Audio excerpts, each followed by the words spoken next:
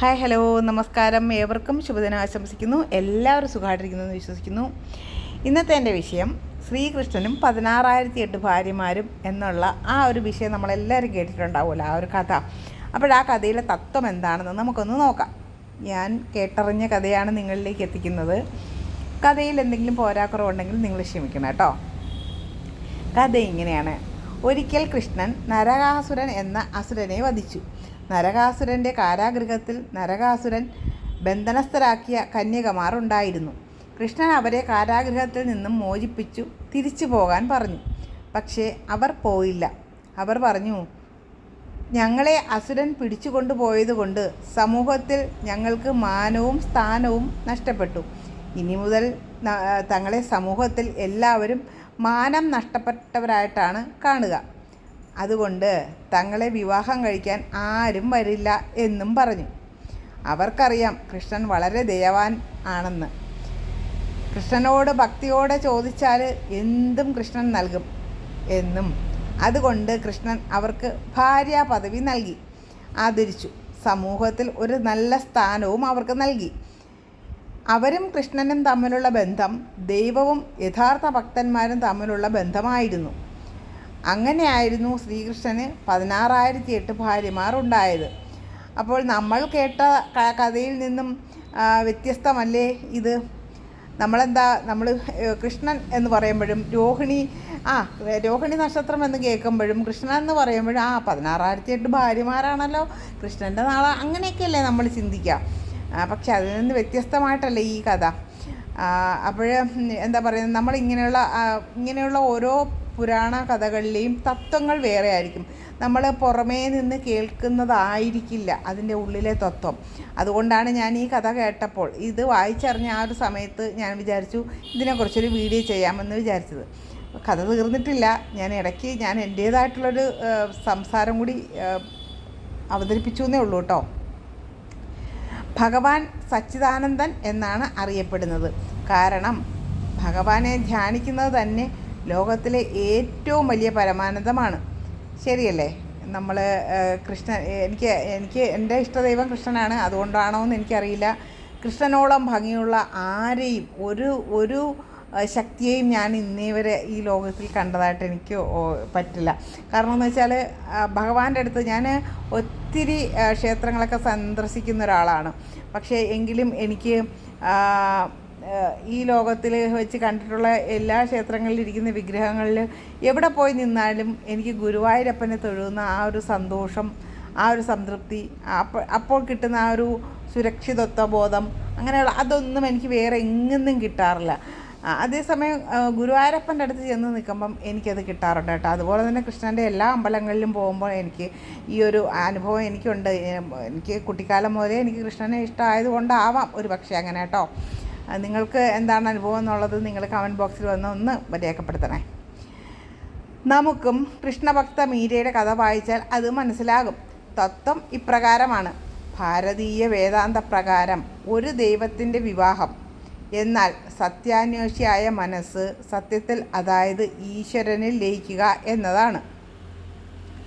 ശിവപാർവതിയെയും വിഷ്ണു ലക്ഷ്മിയെയും ബ്രഹ്മ സരസ്വതിയെയും വേദാന്തപ്രകാരം പരമാത്മസ്വരൂപവും അതിൽ ലയിച്ച മനസ്സും ആണ്. മനുഷ്യ മനസ്സിന് 3 ഭാവങ്ങളാണുള്ളത്. ഒന്നുകിൽ എന്തിനോടെങ്കിലും ഇഷ്ടം, രാഗം എന്നാണ് അതിന് പറയുക. അല്ലെങ്കിൽ എന്തിനോടെങ്കിലും അനിഷ്ടം, അതിനെ ദേഷ്യം എന്നാണ് പറയുക. അല്ലെങ്കിൽ ഇതിൽ രണ്ടുമല്ലാത്ത മനസ്സ്, അതായത് ഉപയോഗിക്കാത്ത അവസ്ഥ, അതിനെ വിരക്തം എന്നാണ് പറയുക കേട്ടോ. അത് ശരിയല്ലേ? നമുക്ക് എന്തോത്തിനെങ്കിലും ഒരു ഭയങ്കര ഇഷ്ടം തോന്നിക്കഴിഞ്ഞാൽ അതൊരു അനുരാഗമായിട്ട് അങ്ങ് മാറല്ലേ. പിന്നെ അനിഷ്ടം തോന്നിക്കഴിഞ്ഞാൽ നമുക്ക് സഹിക്കാൻ വയ്യാത്ത ദേഷ്യം വരും. അതുപോലെ തന്നെ ഇത് രണ്ടും ഇല്ലാത്തൊരു മരവിച്ച അവസ്ഥയിലൂടെയും മനുഷ്യ മനസ്സ് എപ്പോഴും കടന്നു പോകുന്ന അവസ്ഥകളുണ്ട്. ഈ 3 അവസ്ഥയും വരാത്ത മനുഷ്യരുണ്ടാവില്ല എന്നാണ് എൻ്റെ ഒരു വിശ്വാസം കേട്ടോ. ഈ 3 ഭാവങ്ങൾ കൊണ്ടും മനസ്സ് നിത്യേന പരമപുരുഷനായ ആത്മാവിനെ പ്രാപിക്കാൻ ശ്രമിക്കുന്നു. മനുഷ്യ മനസ്സ് രാഗം, ദ്വേഷം എന്നിങ്ങനെ മനസ്സിൻ്റെ 2 ഭാവങ്ങൾ കൊണ്ടും യമം, നിയമം, ആസനം, പ്രാണായാമം, പ്രത്യാഹാരം, ധാരണ, ധ്യാനം, സമാധി എന്ന ആത്മജ്ഞാനത്തിലേക്കുള്ള 8 വഴികളിലൂടെ ആയിരക്കണക്കിന് വട്ടം ശ്രമിക്കുന്നതാണ് കൃഷ്ണൻ്റെ 16,000 പത്നിമാർ.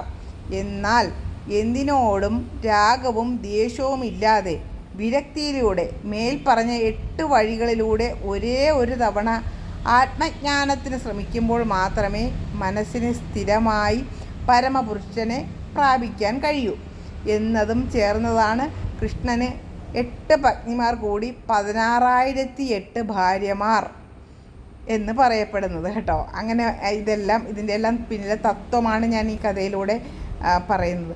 ചില ഗ്രന്ഥങ്ങളിൽ കൃഷ്ണന് 8 പത്നിമാർ മാത്രമേ ഉള്ളൂ. മറ്റ് 16,000 ഗോപികമാരാണ് എന്ന് പറയുന്നതിനും തത്വം ഇതുതന്നെയാണ്. രാഗദ്വേഷ കലുഷിതമായ മനസ്സ് നിരവധി ശ്രമഫലമായി ഭഗവാനെ പ്രാപിക്കുന്നുവെങ്കിലും പിടികൊടുക്കാതെ മംഗല്യം ലഭിക്കുന്നില്ല. അതാണ് കൃഷ്ണൻ ഗോപികമാരെ ഉപേക്ഷിച്ചു പോയി എന്നതിൻ്റെ തത്വം. വിരക്ത മനസ്സിൻ്റെ 8 വഴികളിലൂടെയുള്ള ഒരേ ഒരു ശ്രമത്തിൻ്റെ ഫലം ആണ് ഭഗവത് മാംഗല്യം അഥവാ സാക്ഷാത്കാരം. ഇത്രയുമാണ് ഈ 16,008 ഭാര്യമാർ എന്ന ആ ഒരു ഭാര്യമാരും അതിൻ്റെ പിന്നിലുള്ള തത്വവും പറയുന്നത്. ഇതാണ് ഈ ഞാൻ വായിച്ചറിഞ്ഞ കഥയിലൂടെ കിട്ടിയതാണിത് കേട്ടോ. അപ്പോഴും ഞാനത് നിങ്ങളിലേക്കൊന്ന് എത്തിക്കണം എന്ന് എനിക്ക് തോന്നിയത് കൊണ്ടിട്ട് ഞാൻ വന്ന് കഥ പറഞ്ഞതാണ്. ഞാൻ പറയുന്ന കഥകളൊക്കെ നിങ്ങൾക്ക് ഇഷ്ടപ്പെടുന്നു എന്ന് ഞാൻ കരുതുന്നു. എന്താ പറയുക, ഇപ്പോൾ ഭഗവാനെക്കുറിച്ചായാലും ഭഗവതിയെക്കുറിച്ചായാലും നമ്മൾ നിരന്തരം കേട്ട് വളർന്ന കുറേ കഥകളുണ്ടാവും. അപ്പോൾ അതിൽ നിന്നും വ്യത്യസ്തമായിരിക്കും പിന്നീട് നമ്മൾ കേൾക്കുന്ന പല കഥകളും. അപ്പോൾ ഈ മുമ്പ് അങ്ങനെയല്ലല്ലോ കേട്ടിരുന്നത്, അതെങ്ങനെയാണല്ലോ എന്ന് നമുക്ക് സംശയം ഉദിക്കാം. എനിക്കും പല ബുക്കുകൾ വായിക്കുമ്പോഴും പല കഥകൾ കേട്ട് ഇരിക്കുമ്പോഴും യൂട്യൂബിൽ തന്നെ ഞാൻ പല കഥകൾ കേൾക്കുന്ന സമയത്തും ഞാനും ചിന്തിക്കാറുണ്ട്, ഇതങ്ങനെയല്ലല്ലോ ഈ കഥ, അതിങ്ങനെയല്ലേ അങ്ങനെ. അപ്പോൾ പലതിനും പല തത്വങ്ങളുണ്ടാവാം. ഭഗവാൻ പല ഭാവത്തിലും പല രൂപത്തിലും ആണല്ലോ അവതരിക്കാറ്. അതുപോലെ തന്നെ ഭഗവാന് ഇങ്ങനെ ആയിരിക്കാം ഒരു പക്ഷേ ഈ കഥ കേട്ടതുപോലെ ആയിരിക്കാം. എന്തായാലും 16,008 ഭാര്യമാരൊന്നും ഭഗവാനില്ല കേട്ടോ. പാവം ഭഗവാനെ വെറുതെ കുറ്റപ്പെടുത്തണ്ട. എന്താ പറയുക, ഭാഗവതത്തിൽ കണ്ടില്ലേ, എന്താണ് ചേലക്കള്ളൻ എന്ന് വിളിക്കുന്നത്. ഭഗവാൻ യഥാർത്ഥത്തിൽ അവരുടെ ചേലകളെല്ലാം തിരിച്ചു കൊടുക്കുന്നതാണ്. പക്ഷേ എങ്കിലും ഭഗവാൻ ആ ഒരു ചേലക്കള്ളൻ എന്നൊരു പേര് വീണ് കിട്ടി. അത് പിന്നീട് ഒരിക്കലും പോയില്ലല്ലോ. ചേലക്കള്ളൻ എന്നല്ലേ പറയുക, വെണ്ണക്കള്ളൻ എന്നൊക്കെയല്ലേ പറയുക. അപ്പോൾ എന്താ പറയുക, നമ്മൾ ഭഗവാനിലേക്ക് ഇറങ്ങിച്ചെല്ലാൻ ഇതുപോലെയുള്ള ഒരുപാട് കഥകളും പിന്നെ എന്താ പറയുക കാര്യങ്ങളൊക്കെ നമ്മളെ ഭക്തിയിലേക്ക് ഇറങ്ങിച്ചെല്ലാനായിട്ട് പ്രേരിപ്പിക്കും കേട്ടോ. അതുകൊണ്ടിട്ടാണ് ഞാൻ ഇങ്ങനെയുള്ള കഥകൾ അധികവും ഞാൻ എൻ്റെ വീഡിയോസിൽ ഉൾപ്പെടുത്തുന്നത്. ശരിക്കും പറഞ്ഞാൽ ഞാനിപ്പോൾ ആസ്ട്രോളജി അതിനകത്ത് ഒന്നും പറയുന്നില്ല. ഒന്നും പറയാത്തതെന്ന് വെച്ചാൽ പ്രത്യേകിച്ച് ഗ്രഹങ്ങളൊന്നും രാശി മാറുന്നില്ല, ഒന്നും ചെയ്യണില്ല. അതുകൊണ്ടിട്ട് വെറുതെ വന്നിട്ട് എന്തെങ്കിലും ആസ്ട്രോളജി പറഞ്ഞിട്ട് പോകാനായിട്ട് എനിക്ക് താല്പര്യമില്ലാത്തതുകൊണ്ടാണ് ഞാൻ അതിപ്പോൾ അതിനകത്ത് പറയാത്തത്. പൊതുവേ വ്യാഴം, ശനി ഒക്കെ രാശി മാറുന്ന രാഹുകേതുക്കൾ, ഇതിനൊക്കെ മാത്രമാണ് കുറച്ച് രാശിമാറ്റം സംഭവിക്കുന്ന സമയത്തിൽ നമ്മളെ മനുഷ്യരെ ബാധിക്കുന്ന രീതിയിൽ എന്തെങ്കിലുമൊക്കെ സംഭവിക്കുന്നത്. അപ്പോൾ അങ്ങനെയുള്ളൊരു സമയം വരുമ്പോൾ മാത്രമാണ് ഞാൻ എൻ്റെ വീഡിയോസ് എടുത്ത് നോക്കിയാൽ നിങ്ങൾക്ക് അറിയാവുന്ന കാര്യമുള്ളൂ. വർഷത്തിൽ ഒരു 2 or 3 ഒക്കെ വീഡിയോസേ ആസ്ട്രോളജിയെക്കുറിച്ച് അതിനകത്ത് ഉണ്ടാവുള്ളൂ. കാരണം ആ ഒരു വർഷത്തിലൊരിക്കൽ മാത്രമാണ് ഈ വ്യാഴം രാശി മാറുന്നത്. ഇപ്പം വ്യാഴത്തിനൊരു വക്രഗതി വരുന്നുണ്ട്. അപ്പോൾ അതിനെക്കുറിച്ച് വേണമെങ്കിൽ ഒരു വീഡിയോ ചെയ്തിടാം എന്നൊക്കെ ഉണ്ട്. പക്ഷേ നമ്മൾ വെറുതെ എന്തെങ്കിലുമൊക്കെ പറഞ്ഞിട്ട് വീഡിയോ ഇടുന്നേക്കാളും നല്ലത് ഇടാതിരിക്കുന്നതല്ലേ. അപ്പോൾ ഇതൊക്കെയാണ് ഭഗവാന്റെ കഥകളിലെ ആ ഒരു തത്വം. നിങ്ങൾക്കും ഇത് ഇഷ്ടപ്പെട്ടു എന്ന് കരുതുന്നു. അപ്പോൾ വീഡിയോയുടെ ലെങ്ത് കുറച്ച് കൂടിയോ എന്നൊരു സംശയം ഇല്ലാതില്ല. എങ്കിലും ഭഗവാന്റെ കഥയല്ലേ, കേട്ടിരിക്കാൻ രസമല്ലേ. ഞാനിങ്ങനെയുള്ള കഥകളൊക്കെ കേൾക്കുമ്പം ഞാനത് ഇങ്ങനെ കയ്യിലെടുത്ത് വെച്ചിട്ട് ഓൺ ചെയ്ത് കേൾക്കാറൊന്നുമല്ല പതിവ്. ഞാനിങ്ങനെ ഓൺ ചെയ്ത് അവിടെ ഇതുപോലുള്ള കഥ കേട്ടാൽ മതിയല്ലോ, ഓൺ ചെയ്ത് അവിടെ വെച്ചിട്ട് കേട്ട് കിടക്കാറാണ് പതിവ്. അപ്പോൾ മിക്ക സംഭവങ്ങളും ഇതിൽ നിന്ന് കേൾക്കുമ്പോൾ നമുക്ക് ഓരോ ചാനലിൽ നിന്ന് നമുക്ക് ഓരോ അറിവുകളായിരിക്കും കിട്ടുന്നത്.